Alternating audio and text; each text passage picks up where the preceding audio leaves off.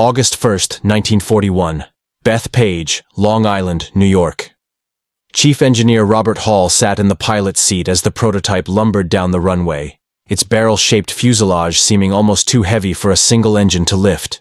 The XTB-1 prototype rotated skyward, and in that moment critics within the Navy shook their heads. The biggest single-engine aircraft they had ever seen. Too complicated, too heavy, too ambitious. None of them could have known that this ungainly bird, dismissed by skeptics as an engineering disaster waiting to happen, would go on to sink more enemy warships than any other American aircraft in history. The mathematics of naval warfare were about to be rewritten, not through elegant design, but through sheer devastating effectiveness, wrapped in an overcomplicated package that somehow worked better than anything else in the sky. The journey to this moment began in March 1939, when the United States Navy issued a requirement that would challenge every aircraft manufacturer in America. The Douglas TBD Devastator, introduced in 1937, was already obsolete. Torpedo runs demanded speed, accuracy, and survivability that no existing aircraft could provide, especially against increasingly modern Japanese warships. The Navy wanted a single-engine torpedo bomber that could carry a heavy payload, operate from aircraft carriers, and survive in combat conditions that had already claimed the lives of crews flying older models. Designers like Hall faced a daunting challenge. Incorporate armor and self-sealing fuel tanks, maintain stability at low altitudes during torpedo drops, include advanced avionics for aiming and navigation, and ensure the aircraft could operate reliably from the limited space of a carrier deck. Every addition added weight, complexity, and potential points of failure. Yet, despite warnings and skepticism, Hall and his team pressed forward, believing that careful engineering and innovation could overcome any limitation. The XTB-1 lifted into the sky that morning as a testament to ambition, ingenuity, and a willingness to gamble everything on a plane that, at first glance, looked destined for failure. The XTB-1's development was not just a story of engineering ambition, it was a clash of vision and practicality, tradition and innovation. From the moment the Navy issued its requirement in 1939, aircraft manufacturers scrambled to respond. The existing Douglas TBD Devastator, once a marvel of naval aviation, was now outdated. Its speed was insufficient, its armor minimal, and its payload capacity limited. The Navy demanded more. A torpedo bomber capable of carrying heavier ordnance, operating from the confined space of aircraft carriers, and surviving enemy fire long enough to complete its deadly runs. Robert Hall and his team at the Experimental Division faced a monumental task. Every requirement the Navy added seemed to conflict with another. Armor meant weight. Heavier engines were needed to lift that weight, but that in turn increased fuel consumption and reduced range. Advanced targeting systems could improve accuracy, but added mechanical complexity. Redundant control systems increased survivability, but at the cost of maintenance headaches. Critics called the design overcomplicated, warning that it would never work in real combat conditions. Engineers themselves were divided. Some believed simplification was the key, while others argued that complexity, properly managed, could be harnessed to create a weapon unlike any seen before. The prototype reflected these tensions. Its fuselage was bulbous, accommodating both crew and critical systems. The single engine was a high-performance radial capable of lifting the plane even fully loaded, but it demanded constant attention from the pilot. The wing structure incorporated folding mechanisms for carrier storage, a design fraught with moving parts that could fail under stress. Inside the cockpit, Hall had installed one of the most advanced torpedo aiming systems of the time, a mechanical computer that required coordination between the pilot and bombardier. Each element added to the perception of risk, yet each also added capability. Early tests were grueling. Takeoff runs revealed the plane's sensitivity to crosswinds. Low-speed maneuvers for torpedo drops highlighted the unusual weight distribution. Structural engineers worried that repeated stress could cause catastrophic failure. Mechanics grumbled about maintenance nightmares, while flight instructors questioned whether crews could reliably operate the complex instruments under combat stress. Every test seemed to confirm the skeptics' fears. Yet, amid the complaints, small victories emerged. The plane's stability at low altitude, despite its size and weight, surpassed all expectations. The torpedo release system, while intricate, proved far more accurate than anything else in the Navy's arsenal. Redundant systems prevented several near disasters during testing, showing that complexity, when properly engineered, could save lives. Hall pushed his team harder, emphasizing rigorous training, pre-flight checklists, and meticulous maintenance. The aircraft's reputation as overcomplicated began to be tempered by whispers of potential. By mid-1941, the XTB-1 had evolved from a risky prototype into a promising warplane. Its flaws were obvious, yet its promise was undeniable. Hall understood that the plane's ultimate success would not come from simplicity or elegance. It would come from its raw effectiveness when flown correctly, maintained carefully, and employed strategically. In the eyes of the engineers, the critics, and the pilots who would one day take it into battle, this overcomplicated bird was quietly becoming a harbinger of destruction. Prototype trials began in early 1941, and the results were a mix of awe, frustration, and skepticism. Engineers had promised a revolutionary torpedo bomber, but reality on the flight line was far messier. Pilots complained that the XTB-1 was heavy, sluggish at low speeds, and temperamental during takeoff. Crosswinds, sudden gusts, and abrupt maneuvers exposed structural weaknesses, and even small errors in throttle management could result in hard landings. Mechanics swore the complexity of the folding wings and redundant control systems would ruin their careers long before the war ever began.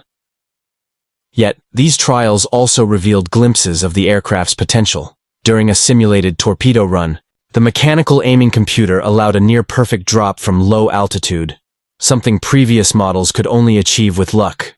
The aircraft's high-powered engine could lift a full payload while maintaining surprisingly steady handling. Redundant hydraulic systems saved a flight after a minor pump failure, proving that the overcomplicated design had a safety margin no one expected. Each test flight became a delicate dance between pilot skill and machine endurance, and those who mastered the balance began to see why the design, though cumbersome, might succeed in combat. Naval officers monitoring the trials were torn. On paper, the plane seemed a disaster waiting to happen.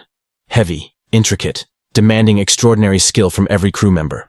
In practice, however, it showed a rare combination of payload capacity, durability, and precision that could redefine torpedo bombing. The contrast between theory and reality became the subject of heated debates. Some commanders insisted on further simplification, while others argued that no simpler design could achieve the accuracy and survivability required to defeat modern warships. Hall and his team worked relentlessly to address issues. Wing reinforcements were added, control linkages were refined, and training protocols were developed to acclimate pilots to the plane's quirks. The engineers understood that mastery of the aircraft would not be instinctive. It required discipline, repetition, and respect for the machine. Pilots who embraced this philosophy quickly began to outperform even the most optimistic projections, achieving precise torpedo runs and handling the plane under conditions that had shattered earlier models. By the end of 1941, a consensus began to emerge. The XTB-1 was not inherently flawed, it was misunderstood. Its complexity was a challenge, yes, but also its greatest strength. Those who could harness it gained a tactical advantage unmatched by anything else in the Navy's arsenal. What had started as a prototype dismissed by skeptics was evolving into a weapon capable of changing the calculus of naval warfare, one carefully executed torpedo run at a time.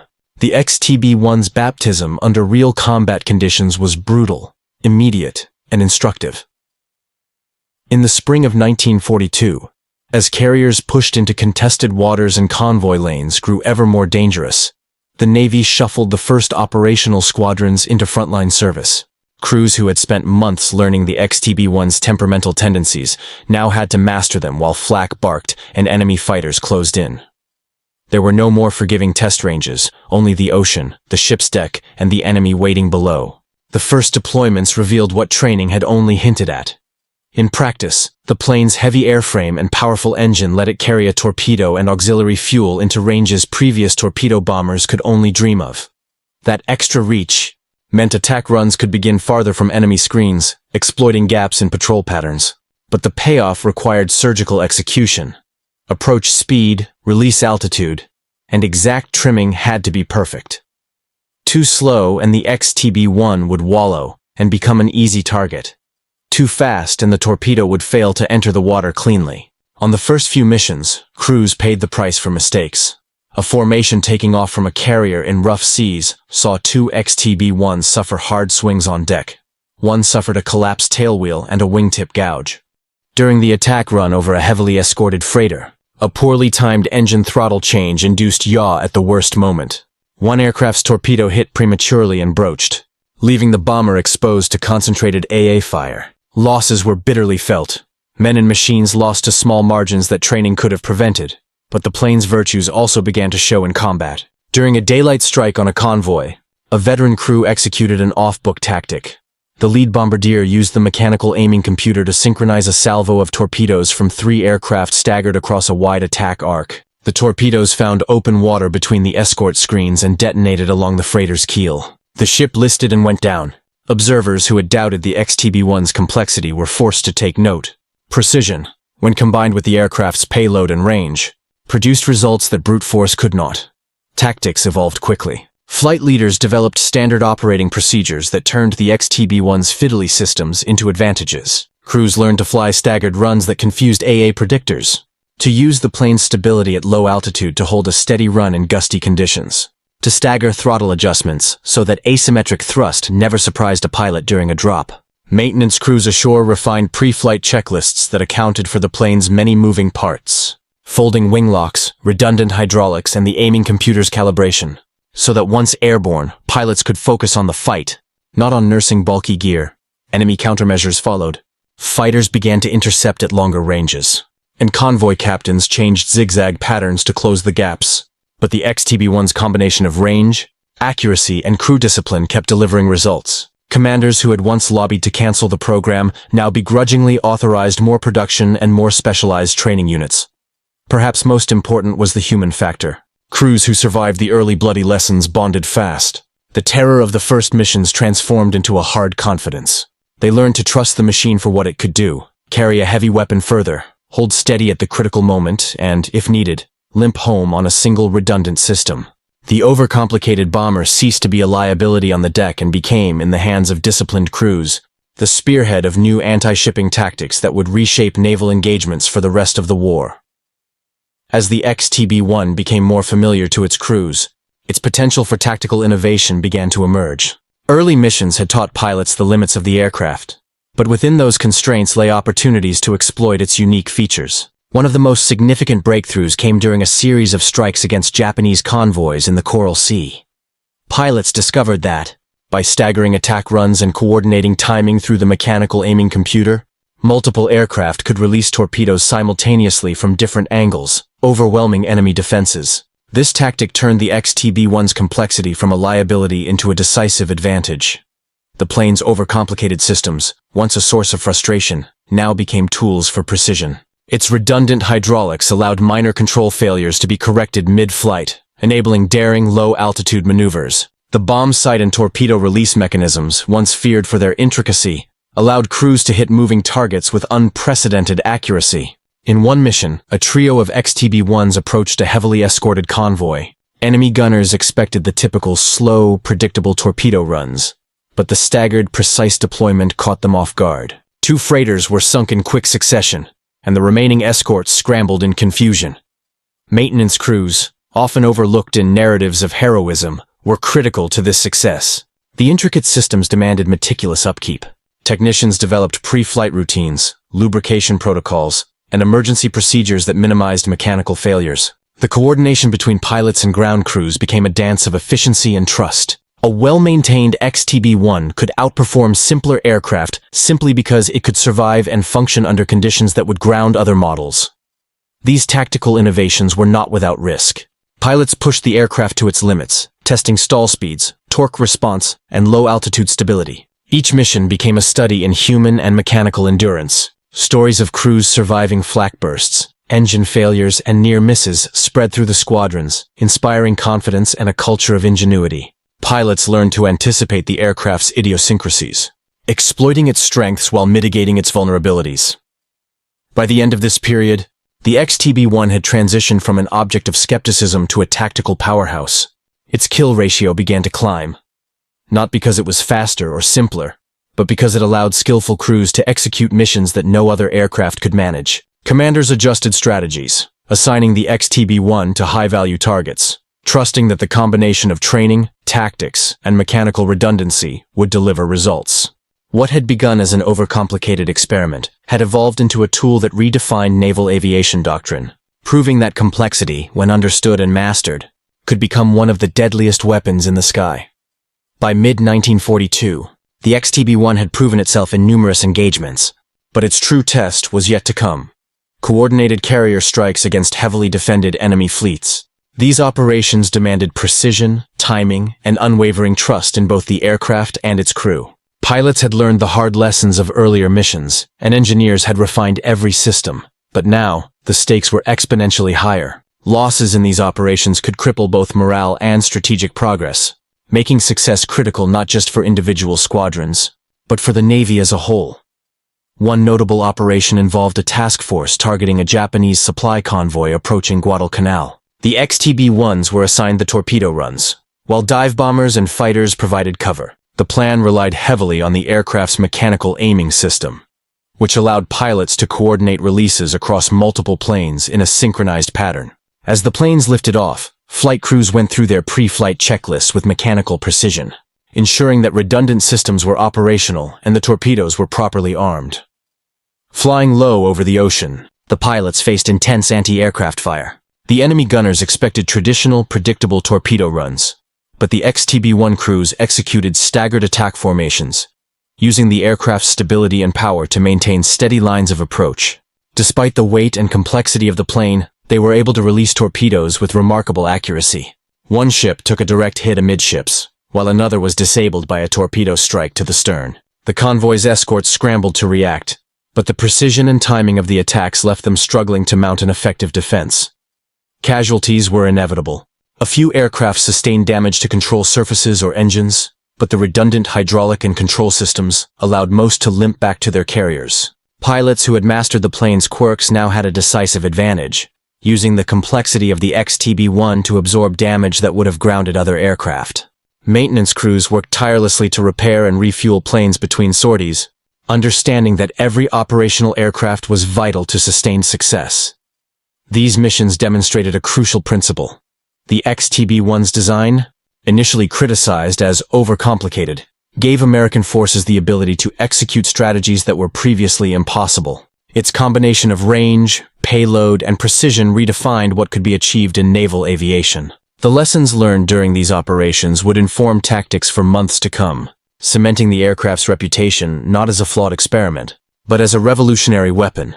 As the XTB-1 continued to rack up successful strikes, naval commanders began to shift their planning philosophy. They realized that the plane's unique strengths could be leveraged to attack high-value targets, disrupt supply lines, and support amphibious operations in ways no other aircraft could. The bomber's complexity, once seen as a liability, became an asset, proving that the deadliest weapons are often those that challenge conventional expectations and reward skill, discipline, and ingenuity. As 1943 progressed, the XTB-1 firmly established itself as the Navy's premier torpedo bomber. But its success had sparked new challenges. Enemy forces had begun to adapt. Japanese convoy escorts increased anti-aircraft patrols, developed evasive zigzag maneuvers, and scrambled fighter cover earlier in attacks. The battlefield was evolving, forcing pilots to continuously innovate while relying on the aircraft's overcomplicated systems to survive. Increasingly dangerous missions. One of the most grueling campaigns involved coordinated strikes against multiple convoys supplying Japanese positions in the Solomon Islands. Pilots faced long flights over open ocean, navigating without modern radar, relying instead on visual markers, compasses, and limited radio guidance. Any error could mean becoming lost at sea or encountering enemy fighters unprepared. The XTB-1's heavy engine allowed for extended range with a full payload, but the plane's weight and aerodynamic quirks demanded precise handling, especially during torpedo approach runs. A misjudged turn could expose the bomber to flak or cause the torpedo to veer off course.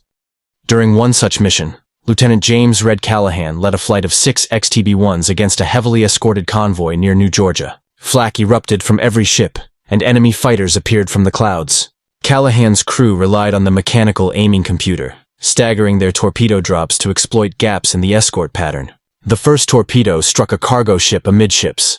The second disabled a troop transport, and the third narrowly avoided a collision with a pursuing fighter. The XTB-1's redundant systems allowed a plane that had taken flak damage to maintain stability long enough to return to the carrier safely. These operations highlighted the unique combination of risk and reward inherent in the XTB-1.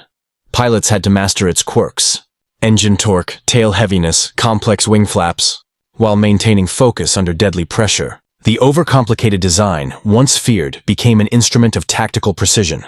Crews learned to anticipate failures, compensate for mechanical eccentricities, and use the aircraft's power and stability to execute maneuvers that simpler planes could not.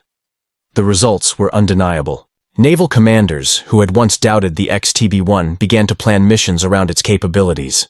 It was no longer just another torpedo bomber, it was a strategic asset. Intelligence officers noted that Japanese shipping losses were mounting disproportionately compared to the number of aircraft deployed. The plane's precision, range, and survivability made it far more effective than simpler designs, proving that engineering complexity, when harnessed correctly, could change the course of a campaign.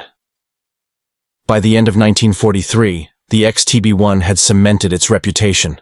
Pilots and crews who had mastered it formed an elite cadre, capable of missions that demanded exacting skill and nerve. Maintenance teams had refined their routines to ensure every plane could fly under the harshest conditions. The overcomplicated torpedo bomber, once derided, had become the deadliest weapon in the Navy's arsenal, not because it was simple, but because it demanded skill, discipline, and courage to unleash its full potential. By early 1944, the aircraft once mocked as too complicated to maintain had become the Navy's precision hammer of choice. But its greatest test was still ahead, a mission so bold, so dangerous, that failure would have meant strategic disaster. The target was not a convoy or a supply ship. It was the beating heart of Japanese naval power. A heavily defended fleet anchorage, protected by layered anti-aircraft batteries, early warning fighters, and overlapping patrol routes. This was the kind of mission the Navy would never have risked with the older TBD Devastator. The XTB-1, however, could absorb punishment, coordinate torpedo patterns, and hit targets smaller aircraft could barely line up in their sights. Still, no number of technical advantages could change one unforgiving reality. Torpedo bombing meant flying straight into enemy fire at low altitude with almost no room for evasive maneuvers. The strike group launched under pre-dawn darkness. Pilots flew low over the Pacific, trusting in dead-reckoning navigation and night discipline. Silence was their shield. When the sun finally rose, it illuminated the Japanese anchorage, fuel tankers, cruisers, destroyers, and at its center, a massive heavy cruiser preparing to sail. The risk was enormous, but the reward was decisive. The first wave of fighters engaged enemy combat air patrols, opening a narrow corridor. The XTB-1s descended into their attack run, the point of no return. Flak bloomed like black puffs across the sky. Shrapnel clanged against fuselage and control surfaces. But this was where the overcomplicated design earned its legend. Stabilization gyros, redundant hydraulic lines, reinforced undercarriage. Everything worked in unison to keep the aircraft flying through punishment that should have knocked it out of the sky. The crews coordinated torpedo drops with split-second precision.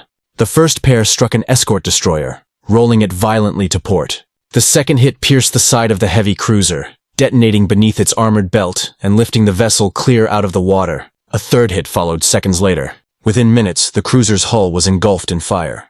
Enemy fighters swarmed to intercept the retreating bombers. But again, the XTB-1's ruggedness became its salvation. Several took hits, coolant leaks, shredded tail surfaces, partial engine failures.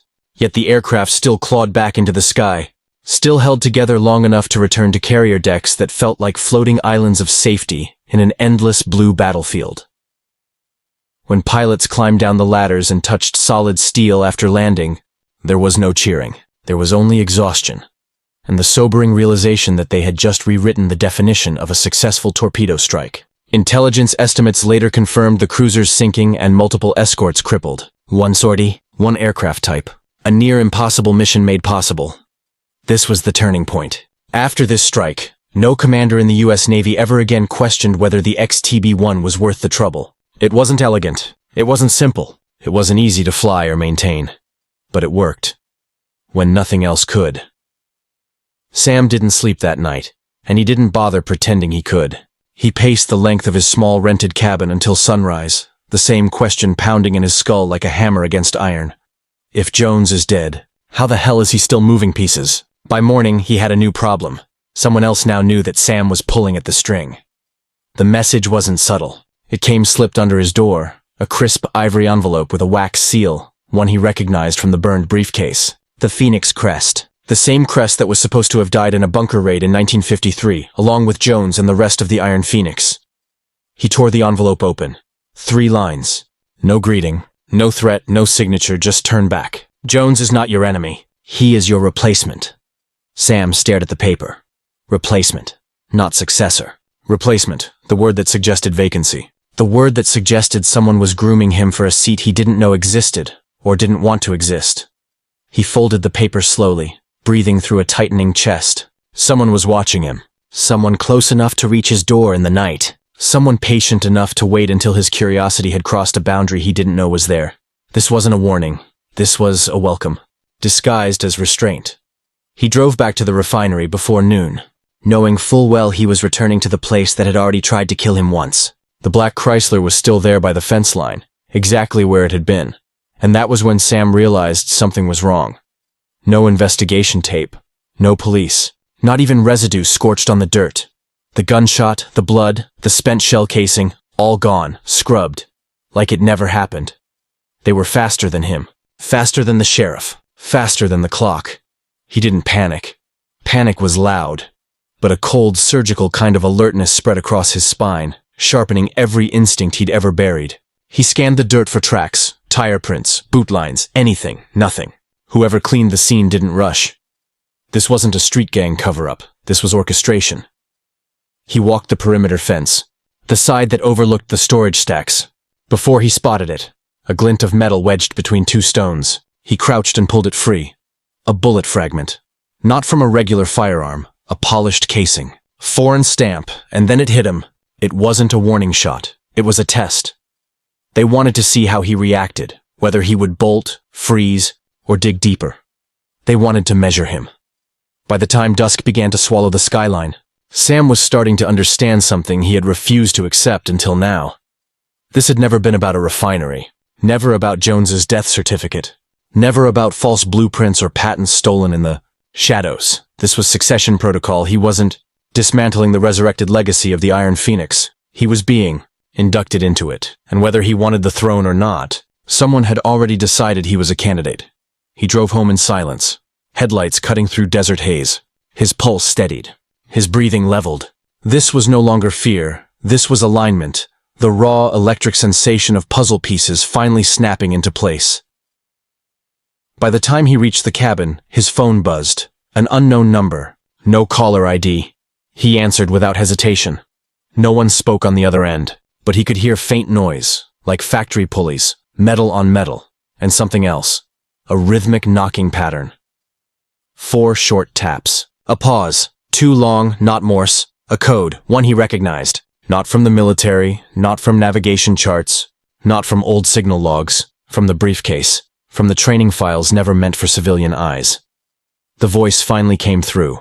Deep, steady, unmistakably controlled. You've solved enough pieces to earn a conversation. We expected you tomorrow. But since you've accelerated the timeline, we'll accelerate ours. Sam didn't speak. He didn't need to. The voice continued. We don't recruit. We observe. And when the world chooses a man instead of us, we adapt. Return to the refinery at dawn. There will be no misfires this time. Click. The line went dead. Sam stood in the darkened room, his reflection staring back from the window, his pulse impossibly steady. Tomorrow wasn't confrontation. Tomorrow was initiation. Whether he walked into it willingly, or was dragged in by design, no longer mattered. The door had been opened, and men like him didn't walk away from open doors. They stepped through them. Dawn broke slow and low over the refinery ruins, painting the steel skeletons in bruised orange light. Sam didn't park close this time. He left the truck nearly a half-mile back and walked the rest of the way in silence. Not out of fear, but because something in his gut told him this wasn't a morning you drove into. This was the kind of morning a man approached, step by step, the way a soldier approaches judgment. The air was unnaturally still. No wind, no birds, no distant hum of traffic. Just a heavy quiet, like the world itself was holding a breath it didn't dare release. He crossed the gravel toward the warehouse shell, the same one where he had been tested with impossible shots the day before. And then he noticed it, a single chair, placed in the exact center of the open floor. Waiting. Not bait. Not theater. A summons. Sam sat. 5 seconds later, the ground shivered under his boots. A massive freight platform rose up from below, hidden under a layer of steel plating disguised as foundation flooring. The lift locked into position with a seismic clunk, and when the door slid open, 2 men in slate-gray suits stood inside. Perfect posture, military bearing. Faces carved from professionalism, not private contractors. Not federal agents, hierarchy. The taller of the 2 spoke. Samuel Hayes. Identity confirmed. The council acknowledges your arrival. You will descend. Not requested. Not negotiated. Commanded. Sam rose and stepped inside the lift. It sank into the earth. Past concrete. Past armored sublevels. Past history the world believed had been sealed away forever. When the doors opened again, he understood in a single instant. The Iron Phoenix was never dismantled. It simply moved below the surface, evolving into something deeper, quieter, far more intentional. The operative gestured forward. Welcome to Tier 1. Your orientation begins now. Sam didn't look back. Some thresholds, once crossed, erased the version of you that arrived.